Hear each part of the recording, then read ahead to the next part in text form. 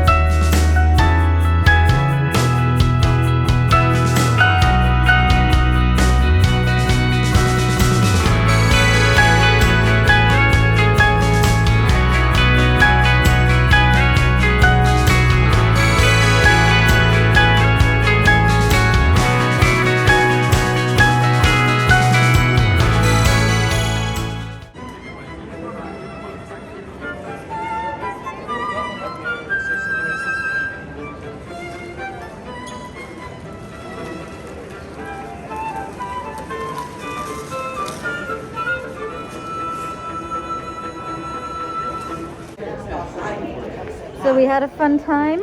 We played some games, we did some demos. We played The Loop by Pandasaurus. I think it's a new title. And it was really good. It reminded me a lot of Spirit Island. There's just a lot of things going on at the same time, and the game seems to center, at least from my experience, around order of operations. There's just a lot of very cool, effective things you can do during a turn, and the order and how you do them to maximize the best outcome is really important. So it felt a little bit like that to me. So it was really fun. I might pick that up when I'm back in Seattle, but I don't want to transport it home in this trip. Stuart, as you saw, got a rapier sword for a cosplay that he'll be working on, so that was really fun. Then we spent a little bit of time hanging out at GMHQ and made plans to go to the Eagle's Nest for dinner, which is at the top. You can kind of see it. That's it right there. It's a spinning restaurant, and so that would be fun.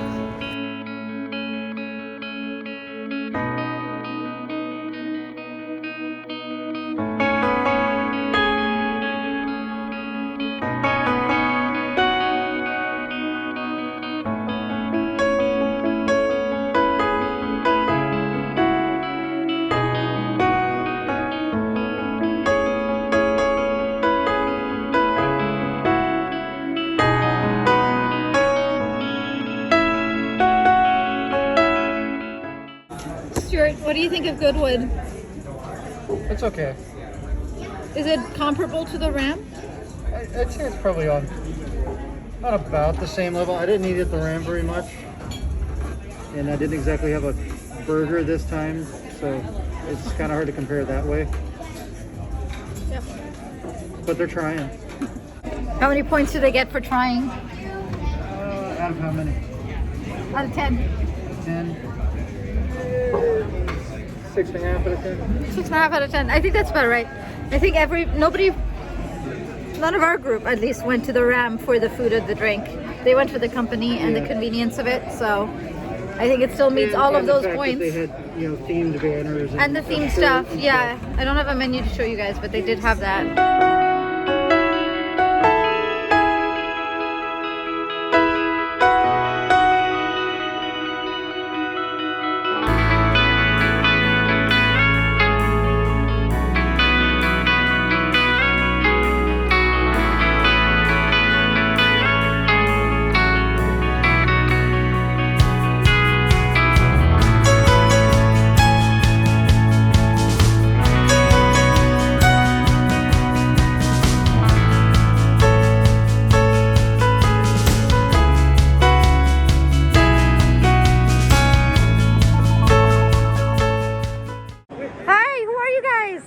We're the Smitterbush family from right here in Indianapolis. And you are? Jen. Doug. Nice to meet you guys. Thank you for saying hi. It's great to see you. Hi. Love your videos. Thank you. Look who found me. Hey. Hi. What's your name? Kevin. Kevin, nice to meet you. Yeah. This is Kevin's very first Gen Con. Yeah. And how did you find out about Gen Con and how did you prepare? Oh, well, I've been into Dungeons & Dragons since 2015, and I was the president of my tabletop gaming group, so, Awesome. And how are you finding Gen Con, your first Gen Con? How are you finding it? Well, I'm taking it easy. I didn't book any events. I'm just taking it all in, I guess. Awesome. Yeah. You should book events next. Are you coming back? Yeah, definitely. Yes, book some events next year. Yeah. Maybe just like a couple, one a day or something. Yeah, no, but I'm happy just going around looking at stuff. Awesome. Yeah. Well, thank you so much. Thank you for saying hi. Yeah, thanks. Bye.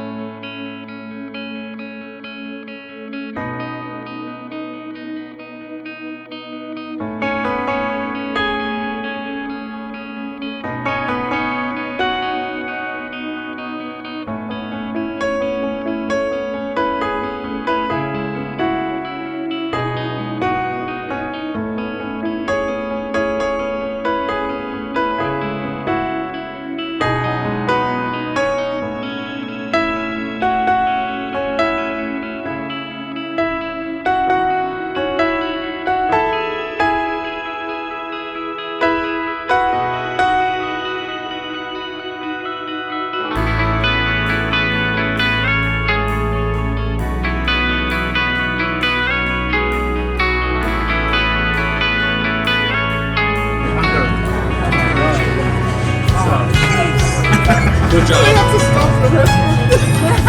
How often does this happen?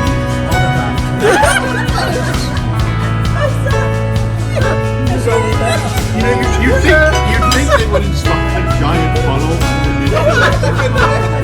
It dropped like lost a balance on the first floor. Yeah. And just have the troll.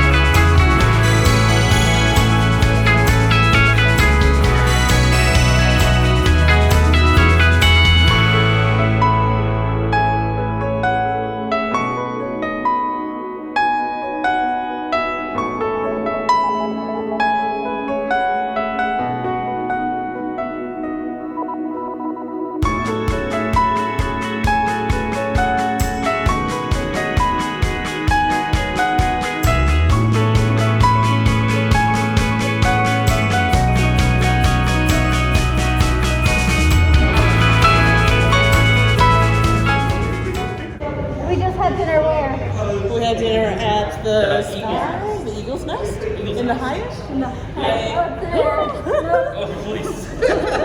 And how was it? How did you like It was delicious. The chicken was wonderful.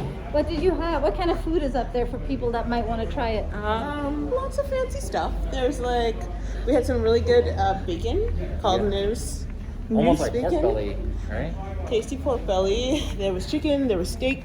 There were fancy drinks mixed and otherwise. And what's the cool thing about it? And it spins. It's a spinning restaurant. It's right there. Right over there. You get a nice view Does of it like Minneapolis for and all the people surrounding buildings. people that may not have tried that before? Is it like scary or? I mean, I think you just have to be yourself, right? I think that's the most important thing. It's a little fancy, business casual, so you gotta wear kind of the duds that you brought to go back in the plane. And that's okay. A little bit more respectable. But it is delicious, and it is well worth the funds to go. Yes. Thank you guys.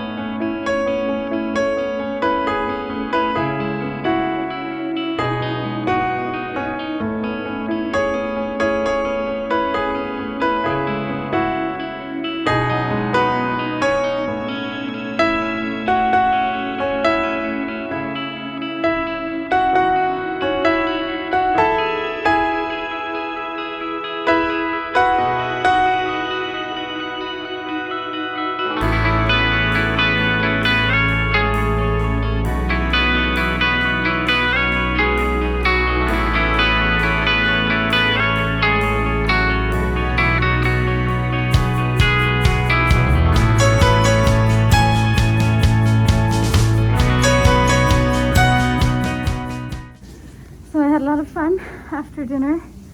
We played a bunch of board games. We played a Kabuto Sumo, and then we played a ton of Just One. So I don't know, I would say from about 7 or 8 p.m. onwards until now, which is 1 a.m., we just played board games at the Weston GMHQ. And so many people stopped by and had fun and played games, and it just felt great. It gave me real like Gen Con vibes. The crowd wasn't there, but the heart, I guess, the heart of the convention was there. You know, we were friendshipping and we were sharing stories, and I saw people I haven't seen for a really long time. And that's the thing that I'd been kind of missing from the show a little bit this year. So it was really nice to indulge and just spend hours and hours and hours playing games with my friends.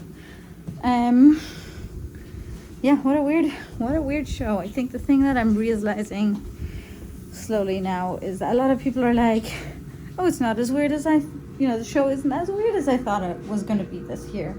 But I have to say that it was weirder than I expected it to be. It's a Gen Con with much less people. There's less events than normal. And I think what I'm realizing is that, and I've known this for a long time, but I think this reinforces that I go to Gen Con to spend time with my friends that I don't get to see ever. I see them once a year at Gen Con for like 4 or 5 days, and Gen Con feels exceptionally weird because they're not here. So for a lot of people, especially local people that I've talked to, Gen Con doesn't feel as weird as they thought it would, because it's a Gen Con that's just smaller. But for me, it does feel weird because it is a Gen Con that feels smaller, but it was never about size. It was about the people for me. And I noticed for people, it's about that for a lot of people, but specifically to me, I go to see people that I don't really get to see anywhere else. And I think the weirdness is maintained throughout, and it's gotten weirder the longer I've been here. I don't know. I kind of don't want the Gen Con to end. I mean, I say that every year, but it's not quite as pronounced and strong and intense of a feeling as it normally is, I think by now in the usual Gen Con year, you'll see me crying a lot and being very upset and dehydrated and underslept, which, some of which is true, and I have cried a little bit, but those feelings aren't as intense because I didn't get to interact with my friends, and I'm not filled with the doom and gloom that I'm going to have to say goodbye to them tomorrow. Oh no, I'm going to cheer up a little bit right now because I get to spend a bunch of time with Stuart, and he's such a good friend and I love him very much, and it's going to be so sad to say goodbye to him tomorrow. But overall, the show has felt weird, and I'm not quite as overwhelmed with emotions as I usually would be. I think I'm really glad that I went through this experience of being at a Gen Con of this size. Obviously, I'm not glad that we're stuck in the situation that we're stuck in with COVID, but it did really reinforce and really push me to appreciate the reasons why I come to this show. And I think it'll allow me in future to make sure that I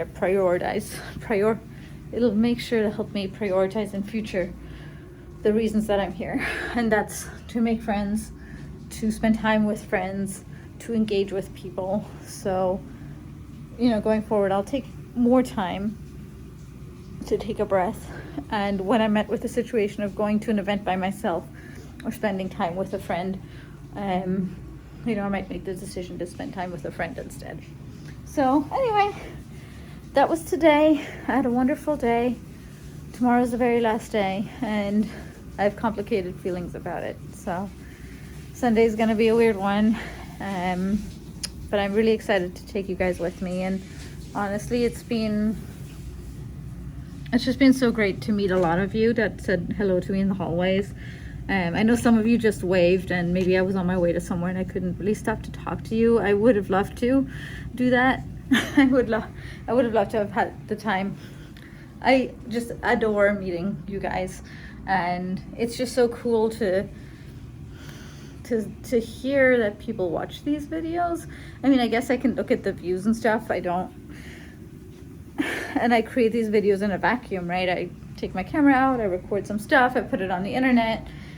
I don't really do any marketing or any support around it. I just kind of put it out there and leave it there for people to find. And it's kind of organic like that. It's just so nice to get that reinforcement and that encouragement from people saying that the videos have really helped them either attend their first Gen Con or just kind of get a better understanding of what Gen Con really is. Or some people just really enjoy watching my videos on a loop just to get that feeling of being immersed in the show. So some people seem to watch my videos not necessarily to get a specific thing out of them, but just generally playing my videos makes them feel like they're at Gen Con just by having them played in the background. And you know what? that is so special to me. So I appreciate every one of you that watches my videos, and it makes my day when I get to say hi to you and thank you for spending your time, which is very important, watching my videos. So it honors me a lot. Anyway, it's getting late. It's 1 a.m. I've got to spend a couple of hours editing this video, trying to get some sleep, have a shower, and then kick butt tomorrow on the last day of Gen Con. We're gonna make it awesome. Thank you so much, everybody. Night.